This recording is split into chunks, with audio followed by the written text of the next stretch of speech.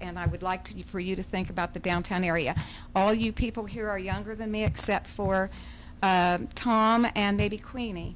I won't be here maybe in so many years, but you'll be here to live and look at the mistakes that we have made with this pulling our downtown down too far. And so just think about it, please. Thank you.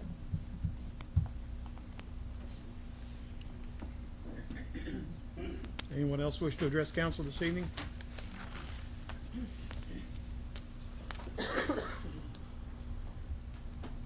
My name is H.R. Grimm.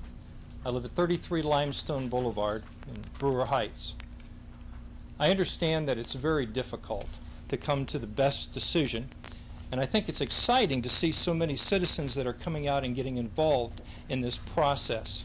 It is our community, and we do look to our elected officials to make wise choices. We look to our law enforcement to ensure that our communities are kept safe. We look to the fire department to ensure that our properties will not burn to the ground. And yet, in the middle of all this, we are neighbors. I can't do anything about the buildings in downtown Chillicothe, but they are dear to my heart. The older I get, the more I value older things. And we can't replace these buildings when they're gone. But that also brings me to my part of the community in Brewer Heights.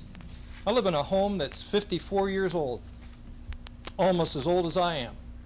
I live among other homes that are just as old as I am. One of the great things that we've been doing up in Brewer Heights is the Neighborhood Watch program. Not the Neighborhood Crime Watch, for the simple reason I want my neighbors to get involved with each other, not just when there's a crime. I want the neighbors to get to know each other. And I think tonight some of our neighbors are getting to know each other, and isn't it amazing when we get together how loud our voices get? I also say that in our Neighborhood Watch program, as each neighbor is getting to know each other, there is a sense of community, a sense of safety, a sense of friendship. And I believe that that is strengthening our neighborhood in Brewer Heights. And I believe that as this concept continues to grow through the community, Bud Lytle, one of the police officers, has actually been hired to begin Neighborhood Watch programs throughout the city. It's a great concept. It's made big impact in other communities. And I would encourage our elected officials to continue to be involved.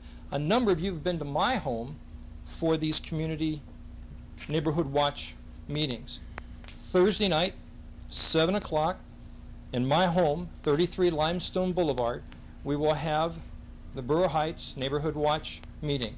You are all invited, and I'm hoping that my neighbors will continue to come out as we strengthen our neighborhood and therefore strengthen our community. And I encourage my elected officials, even if we don't agree with everything that you're doing, you still are supported with our prayers. Thank you for serving. And may I ask just real quickly in closing, is it my understanding that city council members only make about $4,200 to $4,500 a year, and yet you're putting in probably well over 30 hours a week or more? I applaud you for your dedication to your service to our community. Mayor, it's a part-time job. I've pastored part-time churches. It's a full-time job, part-time pay. God bless you. Mrs. Eddy, President, thank you for your service to our community.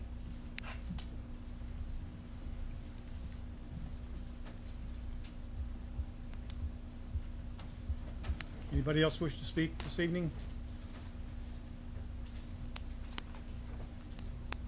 Okay, we will move on. Old business. Council members, any old business that needs to be discussed or brought up this evening? None? Okay. Mr. Falson, any petitions or correspondence received? I have none, Mr. President. Okay, thank you. New business. Mrs. Malone. I would like to excuse Mrs. Lester. Thank you. Second. Mr. Cross.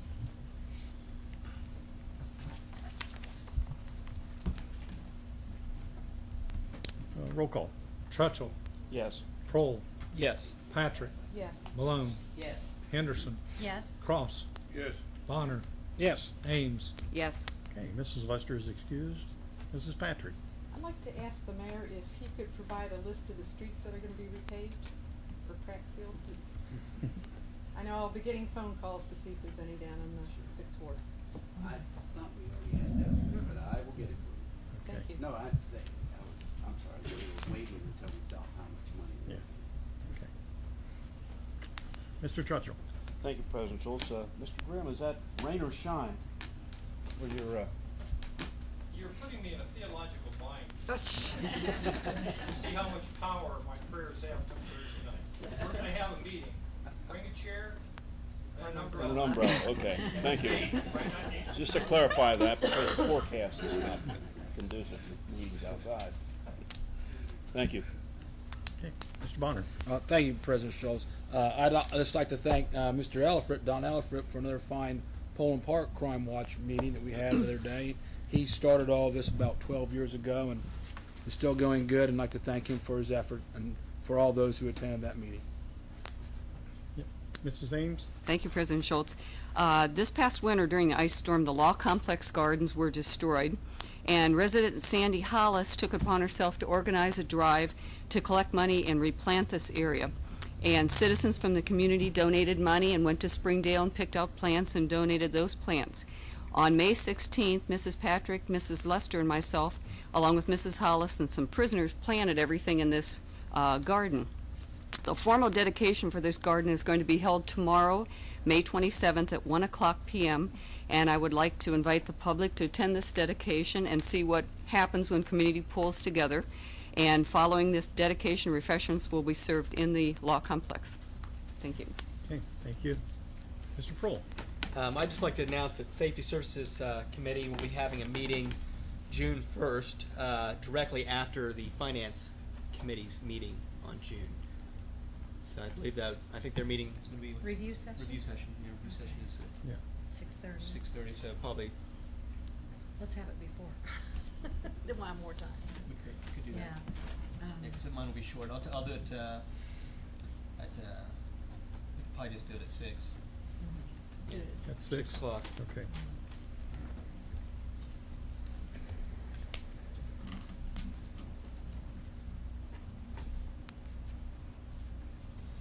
Okay. Mrs. Henderson? And then President Schultz, in light of our Finance Committee meeting this evening, we determined that we needed to have a review session possibly next Monday at 6:30, in talking with the Carlisle owners and the possibility of having some financial numbers available if the packet's available then. But I would like to leave that review in you, the President, your prerogative to call that, because the League of Women Voters has offered a public forum for scheduling to discuss this issue. But it's non-productive to have a Finance Committee meeting if we don't have the numbers from the Scully Caldwell Associates. So if you could be our contact person and we could schedule a review, or We need to make sure that we have advance notice for the media, advance notice for for the the public. meeting. So I would say, we either need to have it or not have it, or else we have to notify the media at least 3 days before the meeting. at least 3 days before. Do you think that Okay. could happen next Monday, or wait a little bit later? The gentleman behind us. You'll have it? Okay. I would like to call So a review. finance review session next Monday Okay. at 6:30 Okay, for the information. okay, Thank you. all right. Okay, any other new business this evening, Mrs. Patrick? I forgot to ask, can the Utilities Committee request a committee assignment to make the recommendation for the rate review committee outcome? Okay, sure. Yeah. Any other new business? Okay. Committee assignments and meeting dates. Since our last meeting, we've had quite a few committee assignments that's come across, requests that have come across my desk.